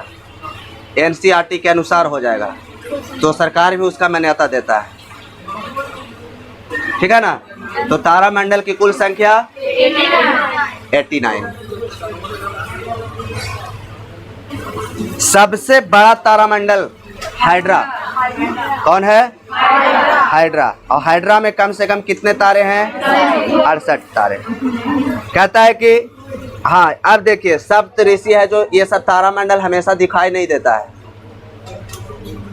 कभी कभी विशिष्ट मौसम में दिखाई देता है। और खास करके सप्तऋषि जो तारामंडल है वो आपका लिखा हुआ है पैकेज में कि बसंत ऋतु में दिखाई देते हैं। बसंत ऋतु, जानते हैं बसंत ऋतु? अभी चल रहा है, तो बसंत पंचमी भी होगा। बसंत ऋतु में ही पूजा होता है सरस्वती जी के ना, बसंत पंचमी को दिन। ओ, हल्का ठंडा का मौसम में उस समय दिखाई देता है। कहता है कि एक मृग तारा मंडल है जो शीत ऋतु में दिखाई देते हैं। कब दिखाई देते हैं? शीत ऋतु में दिखाई देते हैं। चलिए आगे बढ़िए। अब हम लोग विशेष रूप से तारा का बात करेंगे। तो तारा का निर्माण भी आपका, देखिए पैकेज निकालिए, जब हम बोलेंगे पैकेज पर तब ध्यान, बाकी एकदम कान मेरे पॉइंट पे रखिएगा तभी याद होगा। पैकेज पर आधा ध्यान जाएगा, पढ़िएगा, भुला जाइएगा। कई बार किताब पढ़े होंगे लेकिन ख्याल नहीं रहता, फिर पढ़िएगा याद आए। वैसे नहीं, कहानी सुनिए, पढ़िएगा, फिर थोड़ा बहुत भी पैकेज तो आपका सब नॉलेज आ जाएगा। कहता है कि तारा एक गैस का वो भी गोला है, गैसीय गोला है, लेकिन तारा का निर्माण सबसे ज़्यादा दो गैस हाँ, हाइड्रोजन और हीलियम से बना है। और यही कारण आज सूरज में भी हम लोग जानते हैं, सूरज में भी जो इतना लाइट प्रकाश उत्पन्न हो रहा है, इतना ऊर्जा हो रहा है, वो हाइड्रोजन और हीलियम के कारण। जिसमें सबसे ज्यादा कौन सा गैस? नहीं, सबसे ज्यादा हाइड्रोजन। ठीक है, 70% या 71%। ठीक है, कितना लिखा हुआ है? 71%। ठीक है, उसके बाद हीलियम 26.5% और बाकी है आपका 2.5% अन्य गैस। अन्य गैस में भी बहुत सा थोड़ा थोड़ा गैस हो सकते हैं, लेकिन आप लोग ये जानिए कि जो भी आपका तारा है वो गैसीय के संलयन से तैयार हो रहा है। उससे जो ऊर्जा और ताप उत्पन्न हो रहा है उसका संलयन होकर, और खास करके किस गैस का संलयन? हीलियम का संलयन नहीं, सिर्फ हाइड्रोजन का संलयन। आप रिएक्शन में पढ़े होंगे, हाइड्रोजन के संलयन 1,1,1,1 बनता है He2 और शायद अभिक्रिया देखे हैं आपको किताब में, ये दिखाया होगा। तो ये 2 हाइड्रोजन मिलकर एक हीलियम का निर्माण करता है और उसको कहते हैं संलयन अभिक्रिया। और संलयन और विखंडन 2 प्रकार के अभिक्रिया ऐसे हैं, दोनों में बहुत ज़्यादा ऊर्जा उत्पन्न होता है। विखंडन अभिक्रिया में भी, संलयन अभिक्रिया। विखंडन अभिक्रिया में क्या होता है कि एक छोटा सा यानी एक बड़ा नाभिक यानी बड़ा अणु टूटकर छोटे छोटे अणु में बिखर जाते हैं। ठीक है, और संलयन अभिक्रिया में होता है कि 2 या 2 से अधिक छोटे अणु आपस में मिलकर एक बड़े अणु का निर्माण कर देते हैं। दोनों समय में काफ़ी अधिक ऊर्जा उत्पन्न हो रहा है। यही काम सूर्य में हो रहा है। ये आप पूछेगा कि सूर्य में ऊर्जा उत्पन्न होने या किसी भी तारा में ऊर्जा उत्पन्न होने का कौन सा अभिक्रिया जिम्मेदार है? नाभिकीय संलयन, उसका नाभिक में यह काम हो रहा है। तो विशेष रूप से हम लोग सूर्य पर आवेंगे तो सूर्य का प्रक्रिया लेकर चलेंगे पूरा बढ़िया से। अभी हम लोग तारा के पास है। कहता है कि तारे चमकते हुए गैस के भाग होते हैं। किसके भाग? गैस का भाग होते हैं। जो निहारिका कहा जाता है, उसमें जो धूल है, कण है, ये सब मिला उसको निहारिका के नाम से ब्रह्मांड में जाना गया है। लेकिन हम लोग पृथ्वी पे उसे धूल कण के नाम से जानते हैं, क्योंकि वायुमंडल में भी अनेक प्रकार के गैस और धूल मिले हुए हैं, है ना। तो निहारिका के नाम से जाना गया और निहारिका में धूल और गैस आते हैं, से उत्पन्न होते हैं। तारों का अपना प्रकाश भी है और ताप भी है, लेकिन ग्रह का अपना प्रकाश नहीं है। वो सब किसके कारण? सूर्य के या तारे के प्रकाश के कारण ही हम लोग को दिखाई देते हैं। ठीक है, और आज तक 5 ग्रह खुली आंखों से देख सकते हैं। पूछा है कि कितने ग्रह हैं जो कि हम लोग खुली आंखों से देख सकते हैं? 5 ग्रह। लेकिन ज्योतिष समझते हैं? हाँ, भविष्यवाणी देखने वाला, जिसके आधार पे आज नक्षत्र यानी राशि, नक्षत्र कितने हैं? 12 नक्षत्र। और वही पत्रा में देखा जाता है कि किसका जन्म कौन नक्षत्र में हुआ है और किसका कैसा भाग है। वो ज्योतिष का अलग किताब है, उसमें 9 ग्रह का बात किया गया है। नवग्रह। कभी भी आप पूजा करवाने वाले जो पंडित लोग होते हैं उनसे पूछेगा कि बाबा कितने ग्रह होते हैं? तो कहे 9 ग्रह होते हैं। लेकिन हम लोग से पूछे कितने ग्रह होते हैं? तो कहे 8 ग्रह होते हैं। देखो उसमें अलग प्रकार के ग्रह जोड़ा गया है, हाँ, जिसको राहु और केतु भी कहा जाता है, वो उसमें शामिल है, राहु और केतु। तो उसका बात नहीं करेंगे अभी, ऐसा होगा तो भविष्यवाणी का भी बात करेंगे कि क्या होना चाहिए। उसके बाद आगे हम लोग बढ़ते हैं तो लिखा है कि तारों में हाइड्रोजन और हीलियम के संलयन अभिक्रिया से ऊष्मा एवं प्रकाश उत्पन्न।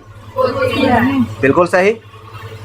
और सूर्य एक प्रकार के तारा है जो पृथ्वी के सबसे, आज इसी के कारण है कि सभी से जितने भी तारे हैं उससे ज़्यादा बड़ा सूर्य दिखाई देता है। लेकिन सूर्य जो तारे हम लोग के छोटे छोटे दिखाई देता है, अधिक दूरी होने के कारण वो छोटा दिखाई देता है, पृथ्वी से वो नज़दीक होने के कारण बड़ा दिखाई देता है। जबकि सूर्य कई ऐसा तारा है जिसके सामने सरसों के दाना है। पृथ्वी भी उसी प्रकार से है। कहता है कि पृथ्वी, और अगर हम लोग तारा में बात करें तो तारा फुटबॉल है तो पृथ्वी सरसों के दाना है। अब बताए कि फुटबॉल में कितना मनी पृथ्वी रखा जाएगा। अगर सरसों के दाना मानता है और फुटबॉल उतना बड़ा होता है तो कई को पृथ्वी उसमें समा सकते हैं, जबकि आपका पृथ्वी से सूर्य 109 गुना बड़ा है। कितना गुना बड़ा है? याद रखिएगा कि पृथ्वी से सूर्य कितना गुना बड़ा है? 9 गुना, और नज़दीक में भी है। ठीक है। अब कहता है कि तारे में हाइड्रोजन 71%, ये तो बात हो गया। ठीक है। तारों का रंग, अब रंग 3 प्रकार के, तारा 3 प्रकार के दिखाई देता है किसी को? 3 प्रकार के नहीं, कभी कभी देखोगे कि सफ़ेद और पीला जैसा दिखाई देता है। कोई कोई ज़्यादा एकदम चमकता है वो सफ़ेद, और कोई के थोड़ा सा कम चमकता है वो पीलापन जैसा रहता है। लेकिन एक तारा लाल भी दिखाई देता है, लाल जैसा, नीला जैसा। लेकिन ये सब हम लोग के दिखाए नहीं, ये अदृश्य है, ये बहुत ज़्यादा दूर है। ये जब भी देखेंगे तो गैलीलियो द्वारा बनाए गए माइक्रोस्कोप, दूरबीन। ठीक है। चलिए आगे बढ़ते हैं। कहता है कि आयु पता करता है कि किसी तारा का कितना आयु है, तो उसके ताप पर निर्भर करता है। जितना वो आपको चमक दिखाई देगा उसके अनुसार उसका ताप होगा। ज़्यादा चमक वाला ज़्यादा दिन तक तारा नहीं रहते हैं, उसका आयु कम हो जाते हैं। कम चमक वाला की ज़्यादा लाइफ है और ज़्यादा चमक वाला को कम लाइफ है। आगे पढ़ेंगे तो मिलेगा। कहता है कि तारों का आयु ताप से ज्ञात किया जाता है कि कितना ज़्यादा हीट हो रहा है, कितना ज़्यादा उसमें ताप उत्पन्न हो रहा है, इससे उसका आयु पता चलता है। और तारा का चमक जितना अधिक होता है उसकी आयु उतना ही कम होती है। ठीक है। तारे कितने रंग के होते हैं? तो विशेष रूप से आपको यहाँ 3 रंग के दिया गया है, लाल, सफ़ेद, नीला। ठीक है। तो पीला इसलिए नहीं दिया गया क्योंकि आपका जैसे बल्ब जो है वो सफ़ेद होता है, लेकिन सब रंग उसमें मिला हुआ रहता है। सूर्य के हम लोग जब बात करेंगे तो सूर्य में कितने प्रकाश होते हैं? 7। और कैसा दिखाई देता है सूर्य का प्रकाश? श्वेत। प्रकाश तो है अलग अलग प्रकार के, लेकिन दिखाई कैसा देता है उसका प्रकाश? श्वेत दिखाई देता है। दुनिया का कहा जाए कि सबसे सफ़ेद चीज सनलाइट है, इससे ज़्यादा कोई सफ़ेद नहीं है। अगर सूर्य का प्रकाश पृथ्वी पर नहीं आवेगा तो दूध भी सफ़ेद है, दिखाई नहीं देगा। रुआ भी सफ़ेद है, दिखाई नहीं देगा। दही भी सफ़ेद है, दिखाई नहीं देगा। लेकिन जब सूर्य का प्रकाश आ जाएगा तो सब दिखाई देगा। यानी इससे अनुमान लगा सकते हैं कि सबसे ज़्यादा सफ़ेद क्या है? सूर्य का प्रकाश है। इसलिए सूर्य के प्रकाश को हम लोग श्वेत प्रकाश के नाम से भी जानते हैं।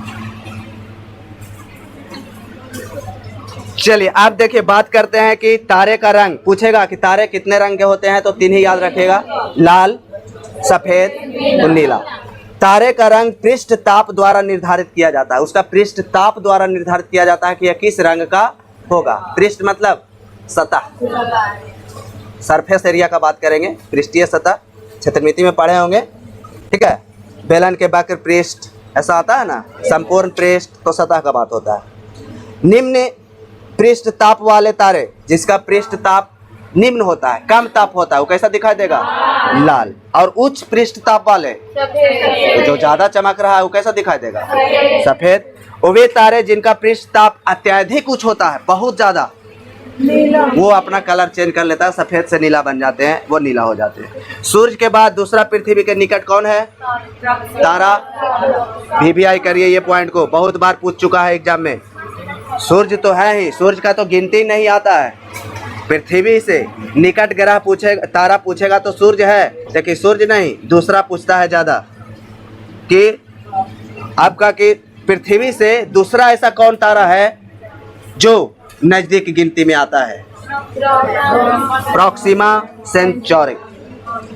Proxima Centauri. सभी तारे सिर्फ ध्रुव तारा को छोड़कर, जो चित्र बना हुआ है ध्रुव तारा, पहले का अगर बात करें, पहले का व्यक्ति तो ध्रुव तारा को देखकर डायरेक्शन ज्ञात करता था। पूरा पश्चिम उत्तर दक्षिण जो बात होता था वो किसको देखकर? क्योंकि ध्रुव तारा हमेशा किधर दिखाई देते हैं? उत्तर की ओर। और बाकी सब तारा किधर? पूरब की ओर। पूरब से सब किधर? पश्चिम। पृथ्वी का रोटेट पश्चिम से पूरब और तारे का रोटेट किसके कारण होता नहीं है? ऐसा दिखाई देता है। किसके कारण? पृथ्वी के कारण। जैसे हम लोग ट्रेन पर बैठते हैं तो हम लोग नहीं घूमते हुए नजर आते हैं, लेकिन ट्रेन के बाहर जितना भी चीज़ को देखते हैं सब घूम रहा है। बस इसी प्रकार से आपका आकाश गंगा भी हो रही है, लेकिन इतना स्लो मोशन से हो रहा है कि उसका कल्पना भी नहीं कर सकते। बहुत आराम से घूम रहा है। उसको एक चक्कर मारने में अरबों बरस लग जाते हैं, बहुत समय लगता है। कहता है कि सभी तारे ध्रुव तारा को छोड़कर रात्रि आकाश में कहाँ पूरब से पश्चिम की ओर चलते हुए प्रतीत होते हैं, क्योंकि पृथ्वी अपनी धुरी पर पश्चिम से पूरब, पश्चिम से। अब 2 पॉइंट यहाँ पे एकदम याद रखिए कि तारों का गति किस दिशा से किस दिशा की ओर, तारों की गति किस दिशा से किस दिशा की ओर, लेकिन पृथ्वी की गति पश्चिम से। लाल दानव तारे, देखो अब तारे भी कई प्रकार के, लाल दानव तारे हैं, बामन तारे हैं, बहुत प्रकार के तारे पढ़ना है। यह तारे मृत्युमुख कहा जाए कि यानी समाप्ति के कंगार पे पहुंच गया है। लाल दानव तारे कहा जाता है जो कि समाप्ति के कंगार पे पहुंच चुका है। अब वो समाप्त होने के कंगार पे पहुंच चुका है, इसलिए उसको वो लास्ट में होते होते वो कैसा दिखाई देने लगता है, लाल। इसलिए वैसे तारे को हम लोग क्या नाम दिए हैं, लाल दानव तारे, यानी लाल तारा को ही लाल दानव तारे कह रहा है। क्या लिखा है, यह तारे मृत्युमुख तारे होते हैं। जब किसी तारे में हाइड्रोजन गैस घटने लगता है तो वह लालिमा दिखने लगती है, इसलिए इसे लाल दानव तारे कहते हैं। बताओ जी कि जब हाइड्रोजन गैस ही घट जाएगा तो प्रकाश उत्पन्न करेगा? प्रकाश उत्पन्न करने के लिए तो अभिक्रिया कौन है, संलयन, और संलयन अभिक्रिया में कौन मुख्य भूमिका निभा रहा है, हाइड्रोजन निभा रही है। वामन तारे, जिस तारे का प्रकाश सूर्य के प्रकाश से कम होता है वो तारे का कैसा नाम दिया गया है, वामन तारे। उसके बाद है युग्म तारे, गुरुत्वाकर्षण से आपस में बंधे तारे, यानी ऐसा कुछ तारे हैं जिस पे गुरुत्वाकर्षण का भी प्रभाव है, बल है, आपस में एक दूसरे क्या है, जुटा हुआ है, वैसे तारे का नाम दे दिया है युग्म। युग्म मतलब होता है जोड़ा, दो वस्तुओं के बीच गुरुत्वाकर्षण बल करेगा तो दोनों तारे एक अस्थायी रूप से स्थान पर क्या रहेगा, वो बंधे हुए रहेगा, इसलिए वैसे तारे का हम लोग नाम क्या देते हैं, युग्म तारे। और इसका भी जो है एक दूसरे से जो गति है वो कैसा है, मंद गति, धीमी गति में घूम रही है। इधर भी पैक कुछ है क्या, नहीं ये नहीं, ये वाला फोटोकॉपी है, वो केमिस्ट्री का सब फोटोकॉपी है, केमिस्ट्री का है। चलिए अब है नोवा तारा। कहते कभी कभी एक धुंधला तारा अत्यधिक चमक के साथ अचानक दिखाई देने लगता है। आप देखे भी होंगे कि कभी कभी ऐसा तारा है कि लगता है कि वो नीचे टूट के आ रहा है, नहीं, एकदम तेज गति से दिखा देगा तुरंत। कितना आदमी उसको गोड़ भी लगता है और मन्नत मांगता है, कोई करते हैं ऐसा, देखे ही नहीं है तो किस्मत ही अच्छा नहीं है। जो इंद्रधनुष नहीं देखा है, हाँ चलिए तब किस्मत बढ़िया है। लेकिन डबल इंद्रधनुष एक बार कौन कौन देखा है, 2 इंद्रधनुष एक बार निर्माण हो सकते हैं, 2 से ज्यादा नहीं। डबल इंद्रधनुष जिसको कहा जाता है द्वितीयक इंद्रधनुष, प्राथमिक इंद्रधनुष और द्वितीयक इंद्रधनुष। हाँ आगे ऊपर नीचे दिखाई देता है, नहीं। चलिए बहुत कम लोग हैं, पूजा पाठ करते हैं आप लोग सबसे ज्यादा सावन में, तो सबसे ज्यादा कौन महीना में पूजा करते हैं, सबसे ज्यादा सावन में 1 महीना पूजा होता है। और कोई महीना है जो 1 महीना पूजा चलता है, कार्तिक में, हाँ कार्तिक भी चलता है, हाँ तो कार्तिक में तो ज़्यादा लड़की लोग तो नहीं करती है, लड़की लोग तो ज़्यादा पूजा। क्या हुआ, पैर दर्द देने लगा, लेके आइए बढ़िया से, थोड़ा हम भी यूज करेंगे। चलिए क्या ब्रेक होना चाहिए, कितना देरी का, 10 मिनट नहीं 15 मिनट का हम ब्रेक दे रहे हैं, ठीक है। लेकिन 15 मिनट के पहले आप लोग को उपस्थित हो जाना है, कोई दिक्कत नहीं, ठीक है। चलिए 15 मिनट के बाद फिर मिलते हैं, और आप लोग बैठिएगा चाहे नहीं, हम क्लास स्टार्ट कर देंगे। 15 मिनट या 10 मिनट टाइम है, 10 मिनट साइड कर दीजिए।